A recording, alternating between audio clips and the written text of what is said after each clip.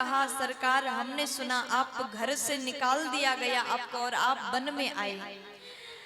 हम हमेशा वन में ही जीवन व्यतीत करते हैं।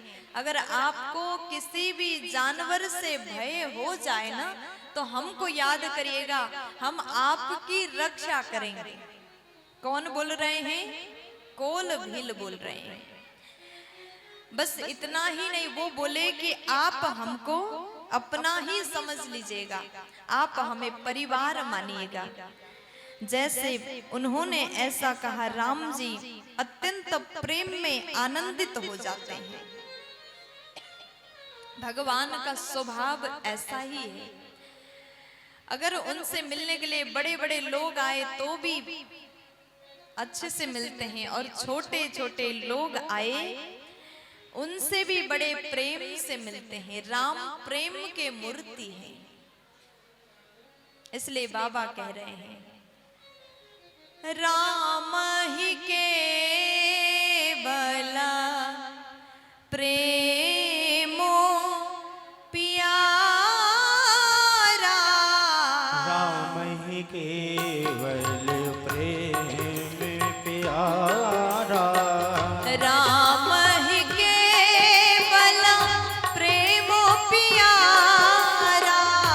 राम ही केवल प्रेम प्यारा। जानी ले जो जान निहारा।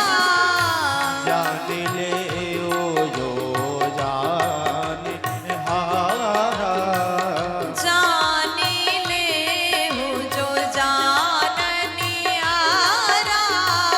जान ले जो जान निहारा। राम ही केवल प्रेम प्यारा। भगवान राम का स्वरूप कैसा है? तो कहा इनका स्वरूप ही प्रेम है, प्रेम के मूर्ति है। राम जी इतने सहज हैं, उनसे मिलने के लिए बन के कोल भील आए, उनको भी बड़े प्रेम से भगवान मिले। देखो बड़ा व्यक्ति क्या करता है, अगर थोड़ा सा ऊंचे पद में पहुंच गए, दो दोस्त हो, उनमें से एक मित्र बड़े पद में पहुंच गया और एक गरीब ही रह गया, तो बड़े होने के बाद में अपने खुद के दोस्त को भूल जाते हैं। अगर मिलने भी आए तो बाहर से ही वापस कर देते, तुमको हम नहीं जानते। बड़े होने के बाद छोटे को मत भूलिए। बड़ा वही है जो सबसे प्रेम करता हो। जो वास्तव में बड़ा होता ना, उसके भीतर अभिमान नहीं होता, उसके भीतर अकड़ नहीं होता, वो सबको समान व्यवहार से सम्मान करना जानता है। प्यार से बोलो। तो राम जी से कोल भील बोले, सरकार कभी आपको यहाँ पर रहने पर बुरा लग जाए ना तो हमको कहिएगा, हमें सब पता है, पूरा जंगल आपको घुमा देंगे। भगवान प्रेम में भर गए, आनंदित होकर के वहां पर निवास करते, बड़े ही अच्छे से भगवान का जीवन वन में बीत रहा है। अब धीरे धीरे भगवान वहां पर सेट हो गए, सब कोई आते हैं, मिलते हैं, नित्य प्रति वन में भगवान बड़े ही प्रेम के साथ रहते हैं। अब उधर मंत्री सुमंत्र जी अयोध्या के सीमा पर पहुंचे, भगवान ने लौटा दिया था। देखो यहाँ पर कहा है, जब मंत्री सुमंत्र जी चले गए तो भगवान राम को छोड़ करके जाने पर उनके रथ के घोड़े भी इतने दुखी हुए, इतने दुखी हुए, आगे चल नहीं पा रहे थे। बड़े मुश्किल से अयोध्या गए, क्योंकि राम जी को कौन नहीं प्रेम करता। पशु पक्षी भी राम जी से जुड़े हुए हैं। अब जैसे सीमा तक पहुंचे, सुमंत्र जी को लगा कि अगर मैं अंदर पहुंच गया तो महाराज दशरथ को मैं क्या मुंह दिखाऊंगा, क्या कहूंगा। राजा पूछेंगे राम कहाँ हैं तो मैं क्या जवाब दूंगा। अगर मैं दिन में चला जाऊं तो अयोध्या के लोग पूछेंगे मेरे राम कहाँ हैं, तो सबको क्या जवाब दूंगा मैं। तो रात्रि का इंतजार किया। जब रात्रि हुआ सुमंत्र जी महाराज रात्रि के अंधकार में अयोध्या में प्रवेश करते हैं ताकि किसी को हम ना दिखे। अवध के लोगों को तो पता नहीं चला कि सुमंत्र जी आ चुके हैं, लेकिन राजा रानी इंतजार कर रहे थे, राम जी का इंतजार कर रहे थे।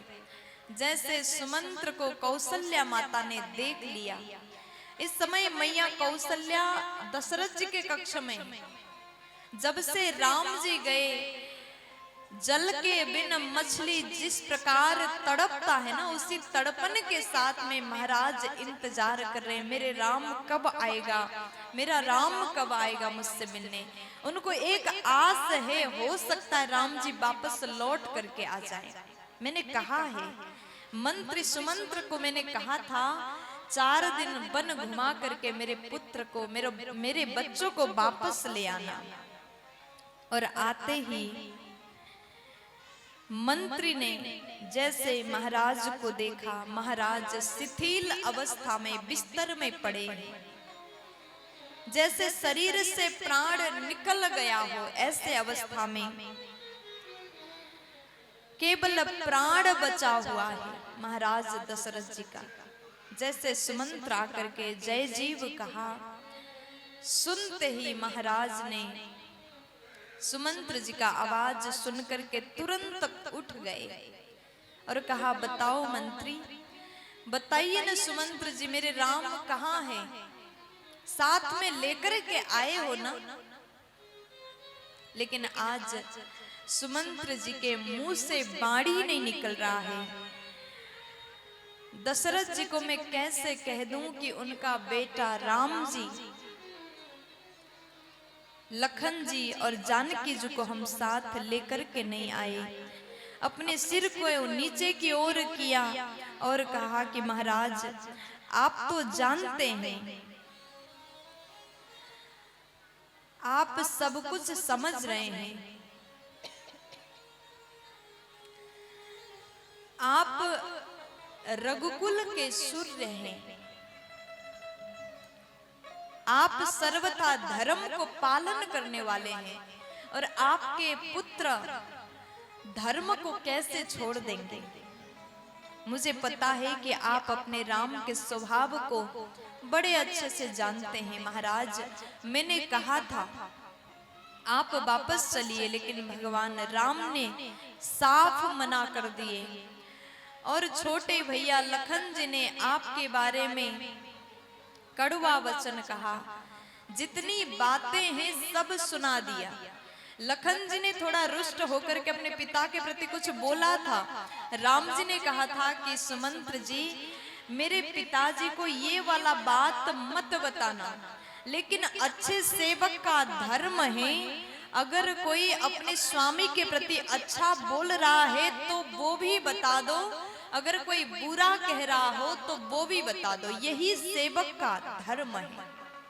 सुमंत्र जी ने सारी बातें जो जो हुआ एक एक बातें राजा को कह दिया, बता दिया।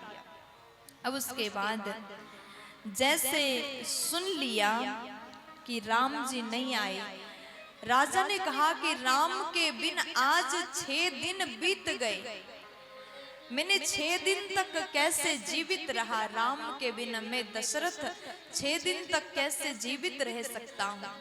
तो राजा ने राम नाम उच्चारण करते हुए प्राण को त्यागा। राम राम कही, राम कही,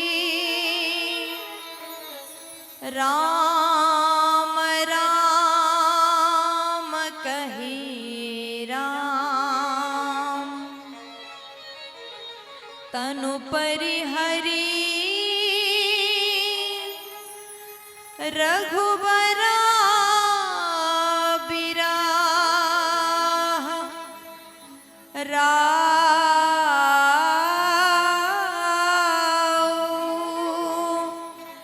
गयो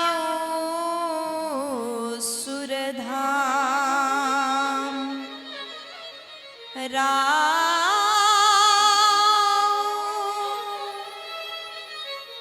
गयो सुरधाम। राम राम कही राम कही राम राम कही राम। राजा ने कहा कि राम के बिन मैंने 6 दिन जीवित रहा, मैं 6 दिन जिंदा रहा। इसलिए राजा दशरथ जी ने 6 बार राम जी का नाम उच्चारण किया। राम नाम उच्चारण करते करते मैया कौशल्या देख रही हैं, मुख से नीचे का जितना भी अंग है सब सुन्न हो गया और मुंह से राम नाम ले रहे हैं। राम राम बोलते हुए महाराज अपने भगवत धाम चले गए।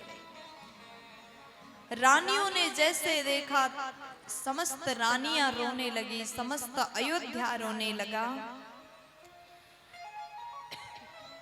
गुरु वशिष्ठ कहते हैं